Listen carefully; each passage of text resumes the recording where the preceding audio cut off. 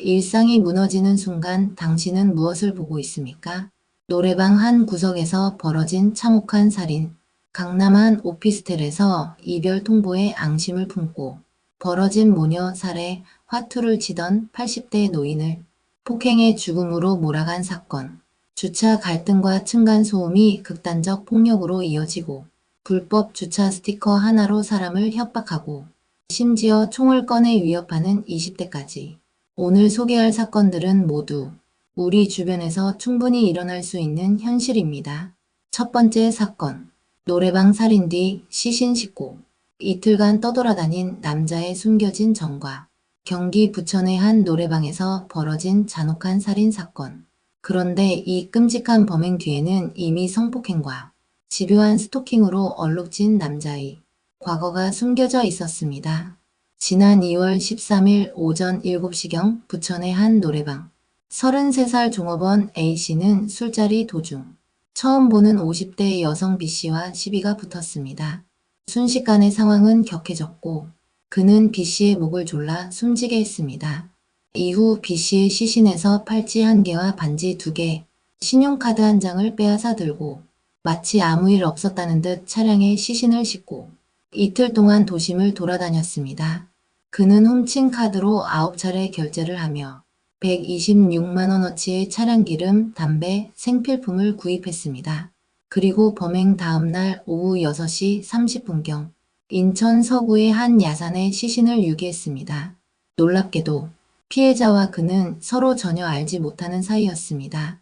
경찰 조사 결과 단순히 화가 나서 벌인 범행이었습니다. 하지만 A씨의 범죄 이력은 이번 사건이 처음이 아니었습니다. 그는 지난해 1월 술에 취해 잠든 지인을 성폭행했고 올해 1월 말에는 전 여자친구에게 200여 건의 메시지를 보내고 주거지 건물까지 침입하는 집요한 스토킹을 저질렀습니다. 법원의 긴급 응급 조치 명령을 받고도 스토킹은 멈추지 않았고 결국 징역 3년형을 추가로 선고받았습니다. 뿐만 아니라 그는 이혼한 전 아내의 계좌에 수십 차례 일원을 입금하며 싸우기 싫다, 대화하자라는 메시지를 남기는 기괴한 방식으로 괴롭혔습니다. 그 과정에서도 법원의 접근 금지 명령을 무시했고 결국 징역 6개월형을 받았습니다. 살인, 성폭행, 스토킹, 그리고 끊임없는 괴롭힘. A씨는 이미 수차례 법의 경고를 받았지만 전혀 멈추지 않았습니다. 결국 재판부는 살인과 절도, 시체유기 혐의에 대해 징역 30년을 선고하며 이렇게 말했습니다. 피해자가 살해되기 전까지 느꼈을 정신적 고통은 상상하기 어렵다. 반성문만 제출했을 뿐 피해자 유족을 위한 어떠한 노력도 하지 않았다. 한 인간의 집착과 폭력은 이렇게 여러 번의 경고를 무시하고 마침내 돌이킬 수 없는 살인으로 끝을 맺었습니다. 이제 그가 갇힐 차례지만 그동안의 피해자들이 겪었을 공포와 상처는 여전히 치유되지 못했습니다. 두 번째 사건. 사고사로 위장하자. 할머니를 죽음으로 몰아넣은 남매의 추악한 공모. 설 명절 가족들이 오랜만에 웃으며 모이는 시간. 하지만 그날 한 가정의 명절은 피로 얼룩졌습니다. 사랑해야 할 할머니를 두 남매가 재산을 노리고 살해한 뒤 사고사로 꾸미려 한 사건이 드러난 것입니다. 2024년 2월 9일 밤 11시 부산 남구의 한 주택에서 119 신고가 접수됩니다. 전화를 건 사람은 24살 손자 A씨. 그는 다급하게 말했습니다. 할머니가 넘어져서 다쳤어요. 구급대가 현장에 도착했을 때 79세 할머니 C씨는 이미 의식을 잃은 상태였습니다. 하지만 곧바로 눈에 띈 것은 몸 곳곳의 멍 자국과 깨진 화장실 타일이었습니다. 단순한 낙상으로 보이지 않았습니다. 경찰의 추궁 끝에 A씨는 결국 자백했습니다. 할머니가 잔소리를 해서 화가 나서 그랬어요. 그는 할머니의 머리를 벽에 부딪히게 하고 여러 차례 폭행한 뒤 질식사하게 만들었습니다. 놀라운 건 이 범행이 A씨 혼자만의 일이 아니었다는 사실입니다. 경찰은 통화 기록을 추적하다가 A씨의 누나 28세 B씨가 사건 전부터 남동생과 살인 계획을 주고받았다는 것을 밝혀냈습니다. B씨는 2023년 12월부터 지속적으로 이렇게 말했습니다. 할머니만 없어지면 그 돈 우리가 쓸 수 있어. 사고사로 위장하자. 어떻게든 처리해. 이유는 단순했습니다. 할머니가 장애인 연금과 기초생활수급비를 관리하며 남매의 경제적 자율성을 통제한다는 불만 때문이었습니다. B씨는 직접 손을 더럽히지 않고 지적장애 2급인 동생을 이용해 범행을 실행하게 만든 것입니다. 검찰은 분노했습니다. 피해자는 평생 검소하게 살며 손자 A씨를 위해 복지 혜택을 알아보고 챙긴 분입니다. A씨에게 욕설을 한 적도 모욕을 한 적도 없습니다. 할머니의 휴대전화 녹음엔 오직 생활을 챙기고 저축 방법을 알려주는 다정한 목소리만 담겨 있었습니다. 그런데 남매는 그 사랑을 배신하고 살인이라는 가장 극단적인 선택을 한 것입니다. 1심에서 남매는 각각 징역 15년을 선고받았습니다. 그러나 두 사람 모두 형이 너무 무겁다며 항소했습니다. 항소심 재판부는 A씨의 지적 능력과 충동 조절 문제를 참작해 징역 12년으로 감형했습니다. B씨 역시 경제적 통제와 스트레스를 이유로 같은 형량을 받았습니다. 그러나 재판부는 이렇게 못 박았습니다. 어떤 이유로도 인간 생명의 가치를 훼손할 수 없다. 존속살해는 극도로 반사회적인 범죄다. 피해자의 유일한 가족이자 보호자였던 손자와 손녀. 하지만 그들이 남긴 건 사랑도 추억도 아닌 죽음과 배신이었습니다. 이제 할머니는 무덤 속에, 남매는 차가운 감옥 속에, 그리고 남겨진 우리에게는 설 명절의 따뜻함을 송두리째 부정하게 만드는 씁쓸함만 남았습니다. 세 번째 사건. 5만 원 때문에 80대 노인을 무참히 폭행해 숨지게 한 30대 남성의 잔혹한 선택. 경기 평택의 한 빌라에서 단순한 게임이 끔찍한 살인극으로 변했습니다. 피해자는 80을 훌쩍 넘긴 노인, 가해자는 30대의 남성. 두 사람은 평소 알고 지내던 사이였고 사건 당일도 여느 때처럼 함께 화투를 치고 있었습니다. 그런데 그 평화로운 시간은 단 몇 분 만에 파괴됩니다. 남성 A씨가 슬쩍 B씨의 지갑에서 5만 원을 꺼낸 것이 발단이었습니다. B씨는 이를 발견하자 단호히 훈계했고 심지어 경찰에 신고하려 휴대전화를 들었습니다. 그 순간 A씨의 눈빛이 변합니다. A씨는 손에 잡히는 의자를 그대로 B씨에게 던졌습니다. 쓰러진 노인에게 다가가 복부를 거칠게 밟고 주먹과 발로 수차례 폭행했습니다. 80을 넘긴 노인의 몸은 그 충격을 버티지 못했습니다. 잠시 후 A씨는 119에 전화를 걸었지만 이미 늦었습니다. 구급대가 도착해 병원으로 이송했으나 B씨는 끝내 숨을 거두고 말았습니다. 경찰 조사에서 A씨는 고의로 죽이려 한 건 아니다. 그냥 순간 화가 나서라고 주장했습니다. 하지만 범행은 단순한 폭행이 아니었습니다. 신고를 막기 위해 그리고 자신이 저지른 절도를 덮기 위해 노인을 무력으로 제압한 행위는 강도살인에 해당했습니다. 게다가 A씨는 이 사건 전에도 절도 혐의로 재판을 받고 있었으며 이번 사건의 첫 공판에서조차 살인의 고의가 없었다고 발뺌했습니다. 그는 국민참여재판을 신청했지만 법원은 이를 받아들이지 않았습니다. 재판부는 오는 9월 1일 A씨의 어머니를 증인으로 불러 신문하고 검찰의 구형 절차를 진행할 예정입니다. 단 5만 원 그리고 순간의 분노가 80살 노인의 목숨을 앗아간 비극. 남은 건 씻을 수 없는 살인과 그 대가뿐입니다. 네 번째 사건. 강남 모녀 살해 13초의 악몽. 2024년 5월 30일 서울 강남의 한 고급 오피스텔. 그날 저녁 복도 한쪽에서 여성들의 날카로운 비명과 함께 문이 쾅 닫히는 소리가 울려 퍼졌습니다. 그리고 불과 13초 뒤 그 안에서 두 사람의 인생이 무참히 끊겨버렸습니다. 그 잔혹한 범행의 주인공은 65세 박학선. 그는 불과 석 달 전부터 사귀던 여성 A씨의 집 앞에서 그녀와 그녀의 딸 B씨를 잔혹하게 살해했습니다. 범행 이유는 단 하나, 이별 통보였습니다. A씨와 박학선의 교제는 짧지만 강렬했습니다. 만난 지 한 달 만에 그는 혼인신고를 강하게 요구했고 A씨는 뭔가 석연치 않음을 느꼈습니다. 가족들의 반대는 더욱 확고했습니다. 이유가 있었습니다. 박학선에겐 이미 사실혼 관계의 다른 여성이 존재했던 겁니다. 그 사실이 드러나자 A씨는 점점 그를 피하기 시작했습니다. 5월 초부터 박학선은 점점 폭력적인 언행을 보였습니다. 전화를 받지 않으면 욕설이 쏟아졌고 만나주지 않으면 내 가족을 죽이겠다는 협박이 이어졌습니다. 마침내 A씨는 결심했습니다. 끝내야 한다. 그리고 5월 30일 공개된 장소인 카페에서 마지막 만남을 잡았습니다. 카페에서 이별을 통보받은 박학선은 태연하게 말했습니다. 그럼 딸에게 직접 확인해 보겠다. 그 말은 곧 피비린내 나는 비극의 서막이었습니다. 그들은 함께 A씨의 오피스텔 사무실로 향했습니다. 문은 열려 있었고 박학선은 안으로 들어서자마자 문을 닫아 공간을 밀폐시켰습니다. 그 순간 그는 이미 주머니 속 흉기를 움켜쥐고 있었습니다. 그리고 단 13초, B씨의 몸에 흉기가 여러 번 꽂혔습니다. A씨가 비명을 지르며 도망쳤지만 그는 뒤쫓아가 목숨을 빼앗았습니다.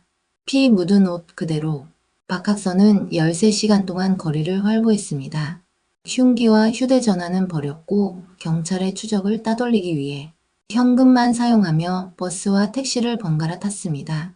도주 중 그는 사실혼 관계의 여성에게 전화를 걸어 이렇게 물었습니다. 경찰이 나를 찾지 않느냐? 그 목소리에는 두려움보다도 이상한 여유가 묻어 있었습니다. 재판에서 그는 우발적이었다고 주장했습니다. 하지만 법원은 이를 받아들이지 않았습니다. 그의 행적, 준비된 흉기, 밀폐된 공간, 모든 것은 계획적이었습니다. 1심과 2심 모두 무기징역, 그리고 2025년 8월 8일 대법원은 그 판결을 그대로 확정했습니다. 다섯 번째 사건, 칼로 찌른다 아파트 주차장 협박 메모. 광주 서구의 한 아파트 단지가 갑작스러운 공포에 휩싸였습니다. 단지 내 지상 주차장에 붙은 한 장의 메모가 주민들의 마음을 발칵 뒤집어 놓았습니다. 메모 내용은 충격적이었습니다. 스티커 붙이면 찾아가서 칼로 찌른다. 지난달 28일 오전 4시 30분 아파트 지상 주차장에 불법 주차된 차량 앞에 누군가 남긴 메모였습니다. 새벽의 정적을 깨고 발견한 주민들은 몸서리쳤습니다. 단지 관리 사무소와 경비원도 공포에 휩싸였습니다. 경비원들은 무서워서 감히 스티커를 붙이지 못했다고 털어놓았고 아파트 단톡방은 순식간에 공포와 불안으로 들끓었습니다. 온라인 커뮤니티에도 메모 사진이 올라오면서 사건은 더 확산되었습니다. 게시물 작성자는 2000세대가 넘는 아파트 단지에 이런 문구가 붙었다. 주민들은 무섭고 경비 아저씨들도 감히 단속 못한다고 전했습니다. 경찰은 즉시 수사에 착수했습니다. CCTV 분석 결과 메모를 남긴 범인은 차량의 주인이었으며 자신의 불법 주차가 문제될 것을 의식한 그는 위협을 통한 경고라는 극단적 선택을 했던 것으로 확인되었습니다. 경찰 조사에서 A씨는 혐의를 인정했습니다. 이번 사건은 단순한 장난이 아니라 공중협박죄의 혐의가 적용될 수 있는 중대 사안입니다. 해당 법률은 불특정 다수에게 생명이나 신체에 위해를 가할 것을 공개적으로 협박할 경우 적용되며 최대 5년 징역 또는 2천만 원 벌금, 상습범은 7년 6개월 징역까지 가능하다고 명시되어 있습니다. 불법 주차에 대한 화가 그리고 순간의 과격한 협박이 한 단지 전체를 공포로 몰아넣은 사건. 단 한 장의 메모가 만들어낸 심리적 폭력의 여파는 생각보다 훨씬 깊고 오래 남을 것입니다. 여섯 번째 사건. 머리에 구멍 낸다. 아파트 주차 시비 20대 총건의 위협. 서울 양천구의 한 아파트 주차장이 순식간에 아수라장이 되었습니다. 평화롭던 주차 공간에서 20대 남성 A씨가 권총 모양의 가스 분사기와 호신용 3단봉을 꺼내 이웃 주민을 위협하는 사건이 발생한 것입니다. 지난 8일 오후 아파트 단지 내에서 주차 문제로 벌어진 작은 다툼은 걷잡을 수 없는 폭력 위협으로 번졌습니다. 현장 영상에는 검은 옷을 입은 A씨와 흰색 상의를 입은 그의 아버지가 등장합니다. A씨가 이웃 주민과 말다툼을 벌이자 곧바로 호신용 3단봉과 권총 모양의 가스 분사기를 꺼내 위협했습니다. 옆에 있던 아버지는 하지 말라고 라며 아들을 만류했지만 폭력적 행동을 멈추진 못했습니다. 위협을 당한 주민은 경찰에 신고하며 A씨가 총으로 죽여버린다, 머리에 구멍 낸다라며 협박했다고 진술했습니다. 특히 이웃 주민은 자신이 단순히 주차선을 잘 지켜달라고 공손히 말했을 뿐인데 A씨가 돌변하며 흥분했다고 전했습니다. 경찰 조사에서 A씨는 주차 문제로 시비가 붙어 가스 분사기와 3단봉을 꺼냈다고 진술했습니다. 경찰은 현재 특수협박 혐의로 입건해 사건 경위를 조사 중입니다. 사건 당시 현장에 있던 아버지는 아들이 불안 증세가 있다. 가스 분사기를 꺼낸 건 잘못이지만 가해자로 몰린 상황은 억울하다고 말했습니다. 작은 주차 시비가 불과 몇 분 만에 생명의 위협까지 번진 아찔한 사건. 단 한순간의 폭력과 공포가 일상을 무너뜨리는 순간 평화로운 주거 단지는 언제든 찜찜한 공포의 무대가 될 수 있다는 사실을 보여주고 있습니다.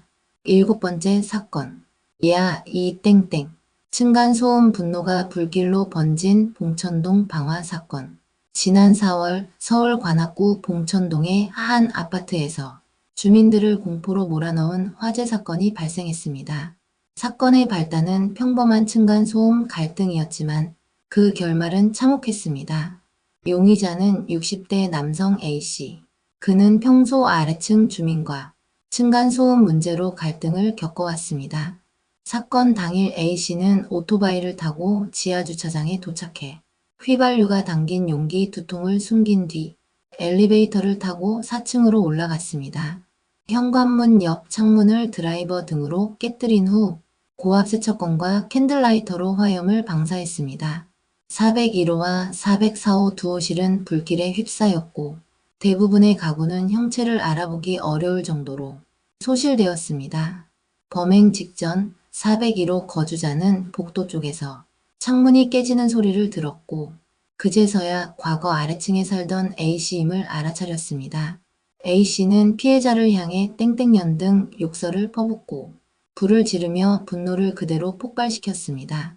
불길 속에서 A씨는 404호 옆 복도에서 숨진 채 발견되었는데 부검 결과 분신해 사망한 것으로 추정됩니다. 이번 화재로 401호와 404호 주민 2명이 중상을 입었으며 재산 피해만 약 6,300만 원에 달했습니다. 피해자 가족은 사건 직후 A씨가 4층에 올라와 망치로 벽을 두드리기도 했다며 오래된 집이라 정이 들어 계속 머물렀지만 결국 참극을 막을 수 없었다고 말했습니다. 단순한 층간소음 갈등이 극단적 폭력으로 이어진 이번 사건은 일상의 작은 갈등이 얼마나 위험한 폭발력을 가질 수 있는지를 적나라하게 보여주었습니다. 노래방, 오피스텔, 아파트 단지, 평범한 공간에서 벌어진 일들이지만 그 잔혹함은 상상을 초월합니다. 한순간의 분노, 한 번의 잘못된 선택이 인간의 삶을 송두리째 바꿔놓는다는 사실, 오늘 이 이야기들을 통해 다시 한번 느낄 수 있습니다. 당신의 일상 속 작은 갈등은 안전할까요? 아니면 다음 참극의 전조일까요? 눈을 뜨고 귀를 기울여야 합니다. 괜히 찜찜해지는 얘기 오늘은 여기서 마칩니다.